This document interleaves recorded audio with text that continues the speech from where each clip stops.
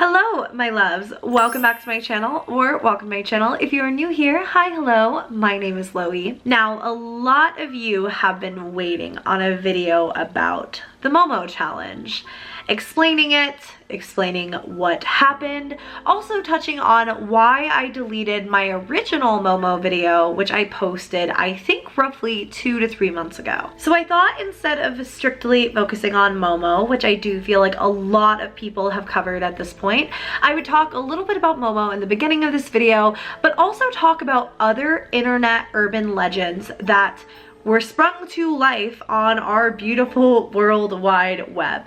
I think back in the day, we spread urban legends depending on the town or city or whatever, even neighborhood that we lived in, and they were kind of reformats of the same scary story.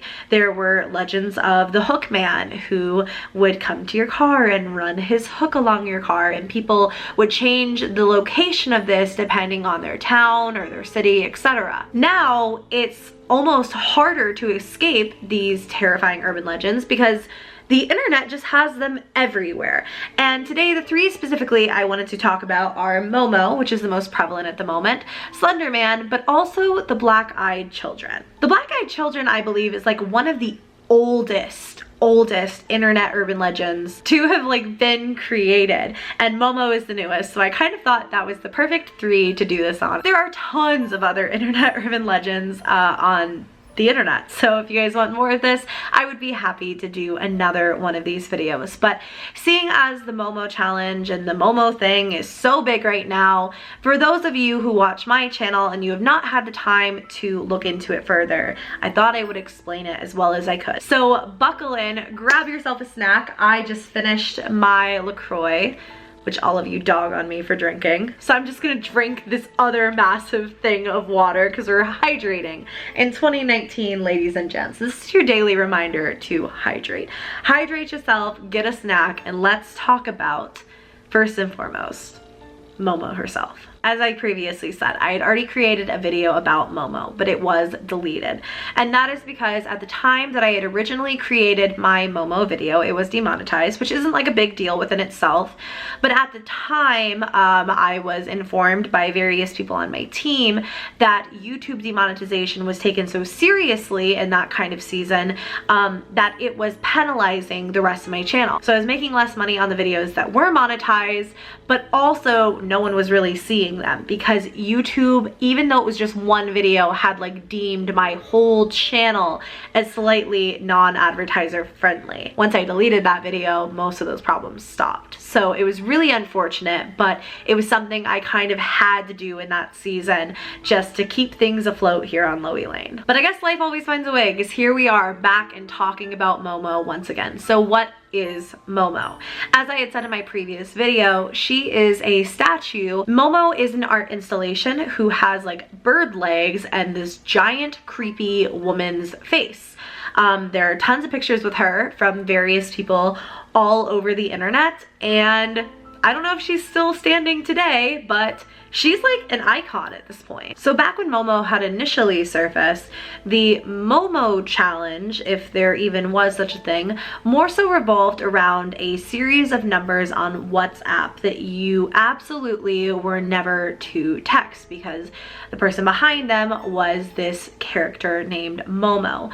And if you texted her, she would know everything about you, she would know where you lived, she would know various details about your location, your whereabouts, who you were, etc., etc. In reality, these were just phone numbers set up by people who either did have ill intentions or just wanted to scare the crap out of some kids. You have to think at the end of the day, whatever details it is that people would put out online, all it really takes is a Google search of those details to figure out exactly who you are, even more about you. Maybe not anything that could necessarily harm you in the way of your full legal address or anything like that, but maybe things like your Facebook profile picture, what color your hair is, what your real name is, so on and so forth. So people on WhatsApp were getting terrified by this number that supposedly belonged to Momo, but then it faded into obscurity as people kind of garnered the common sense just not to text these numbers. Now it has resurfaced as something kind of akin to the Blue Whale Challenge. The Blue Whale Challenge, and this is a trigger warning for any of you who are sensitive to topics of self-harm, etc.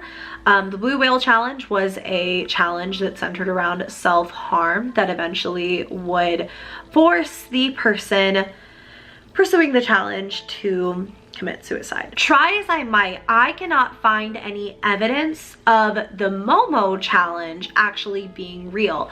This is just what the media is portraying the Momo challenge to be, is another blue whale challenge epidemic. There were reports of Momo popping up in various children's videos on things like YouTube Kids, and there were articles absolutely everywhere as of the last month warning parents to really watch what it is that their children's are viewing on YouTube. At the end of the day, I have tried my absolute hardest to find any proof of Momo popping up in these children's videos, but anything that I have found was uploaded after the media had already begun talking about this. I'm not saying that whoever initially saw this was incorrect. Maybe a, you know, kind of knockoff kids TV show channel who uploaded the same, you know, episode of Peppa Pig that every other kids show on the internet uploads, inserted a jump scare, and that's wrong and that's not okay. But YouTube Kids monitors very heavily what they put on their platform, and even to be considered for YouTube Kids, you have to be so squeaky clean, so family friendly. Most people that I know would not be able to be on YouTube Kids, that platform. But it sucks how this went from something where you shouldn't text a number because that number could be this urban legend, this mythical creature Momo who knows everything about you, to now you can't watch anything on YouTube because maybe Momo will pop up and harm you or haunt you in some capacity. And the idea that Momo is giving children instructions on how to harm themselves or anything like that is just sick. And this entire go round of this urban legend is sick. And I think that what we've learned with the Momo character so far is that she will probably continue to pop back up in various forms as the years go on, just like Slenderman has, just like black-eyed children have. But I certainly hope it is never in as harmful of a way as it is right now. So if you were curious about the truth about Momo, she is not real. She's an urban legend. She was a sculpture created by an artist, and that sculpture is not going to harm you in any capacity and has no control over you, and it's not going to pop up in the middle of a YouTube video for sure. Let's move on from Momo to something equally as dark. Slenderman. Slenderman was initially created back in 2009 by an artist in a Photoshop contest, and essentially the contest was to create the absolute creepiest thing you could dream of. The captions under the original photos on this thread were as follows: "We didn't want to go. We didn't want to kill them, but its persistent silence and outstretched arms horrified and comforted us at the same time. 1983, photographer unknown, presumed dead." The quote under the second photograph read, "One of two recovered photographs from the Sterling City Library blaze. Notable for being taken the day which 14 children vanished, and for what is referred to as the Slender Man. Deformities cited as film defects by officials. Fire at the library occurred 1 week later. Actual photograph confiscated as evidence. 1986, photographer Mary Thomas, missing since June 13th, 1986. Shortly after, a creepypasta article emerged on Slenderman, going into much more detail about exactly who he is, what he wants, and how he looks. He is said to be male in appearance, very tall, with long tentacles that some argue he may be able to contract upon will. He wears an all-black suit, and he hypnotizes those that he comes face to face with. Once he is close enough to get you, he has you. You are his and you are frozen in place, unable to move. Oftentimes he is found in the woods, while other photos suggest that he is seen on playgrounds around children. Slenderman became the star of video games.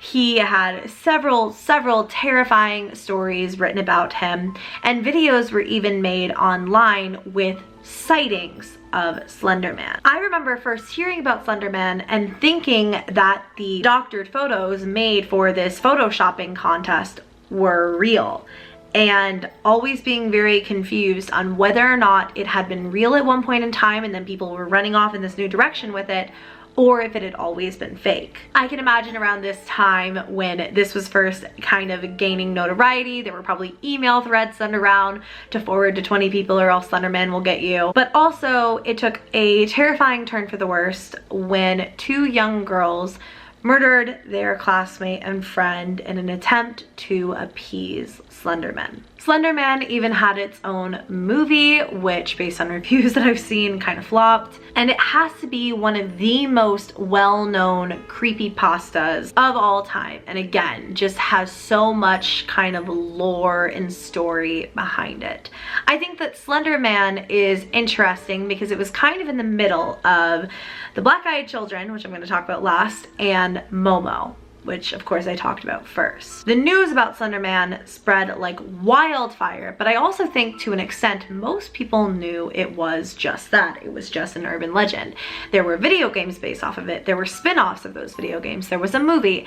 There were stories upon stories and probably these creepy chain emails that I mentioned earlier. But that being said, it probably didn't make walking alone through the woods any less terrifying for those who had heard of him. Let's talk about Black-Eyed Children, which became widely publicized back in 1996. Yes, the internet was still around back then, ladies and gents. The real tale of the Black-Eyed Children originated from a ghost-related mailing list created by a man named Brian Bethel, and in this mailing list, or this email or whatever it was that was sent out, Bethel describes Black-Eyed Children encounters in two different states, Texas and Oregon. His stories can kind of serve as some of the oldest originating creepypastas, and to this day he claims that not only are they legitimate, he's still happy to retell the stories to this day. He's gotten so many questions about this that he's even had to set up a frequently asked questions section on his site all about the Black-Eyed Children. Now, if you're curious about exactly what they are, what they do, the Black-Eyed Children are children, like you and I once were, except, you guessed it, they have entirely blacked out eyes. Nobody necessarily knows what it is that these children do, nor what they want.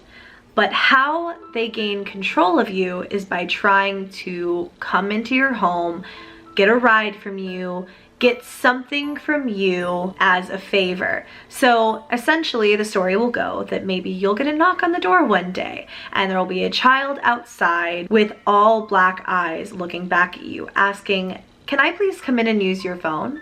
And once you let them in, nobody knows what it is that they do, what they want, but you are never heard from again. That must be why most of the Black-Eyed Children stories are all from people who did not let them in or did not give them what it was that they wanted. So internet folklore has spread far and wide regarding these Black-Eyed Children and warning everyone to never let them into your car, into your home, or to give them whatever it is that they are asking for. And also warning that they have somewhat hypnotic tendencies. Even Shane Dawson himself talked about them and told stories about these Black-Eyed Children. In my researching for this, just trying to find the original origin, etc., I found a list of Black-Eyed Children stories that I think I'm actually going to film after I film this video because it's just so beyond freaky. But I think that it's interesting because that has got to be one of the earliest, if not like the earliest urban legend like that spread on the internet. So there you go, a kind of brief timeline of internet urban legends from the newest to one of the oldest. I hope you all enjoyed this video. I hope those of you who were curious about the Momo situation feel a little bit more up to date now. And those of you who just wanted to hear about some creepy stuff feel fulfilled. I love you all so very much. Thank you very much for watching this video. If you did enjoy, give me a thumbs up. Please subscribe to my channel if you haven't already. Love you all so very much, and I will see you in my next video. Bye.